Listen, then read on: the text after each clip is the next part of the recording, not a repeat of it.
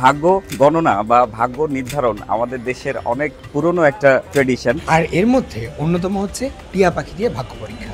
টিয়া পাখি দিয়ে আপনার নামের রাশি গণনা বা আপনার ভাগ্য নির্ধারণের জন্য উনি জনপ্রতি নেন 10 টাকা। যদিও এটা একটা বিনোদন মাত্র, কিন্তু অনেক ক্ষেত্রে এমন হয় যে অনেকের ভাগ্যের সাথে সেটা মিলে যায়। আর এগুলো বিশ্বাস না করাই উচিত। ভাগ্য গণনার মূল পদ্ধতিটি হচ্ছে, কোনো ব্যক্তি তার ভাগ্য জানতে চাইলে প্রথমে পাখির মালিক খাঁচা থেকে পাখি বের করেন, তারপর সেই ব্যক্তির নামে একটি খাম উঠাতে বলেন। তখন টিয়া পাখি ঠোঁট দিয়ে একটি চিঠির খাম উঠিয়ে আবার ফিরে যায়, আর পাখিরা সম্পূর্ণ উন্মুক্তভাবে এখানে থাকে। অনেকের কাছে মনে হতে পারে তাদেরকে মনে হয় কোনো খারাপ বা বাসি খাবার খাওয়ানো হয়, কিন্তু ব্যাপারটা এরকম না। তাদেরকে খাওয়ানো হয় ফ্রেশ বাজার থেকে কেনা পেয়ারা এবং ভালো মানের কিছু বাদাম।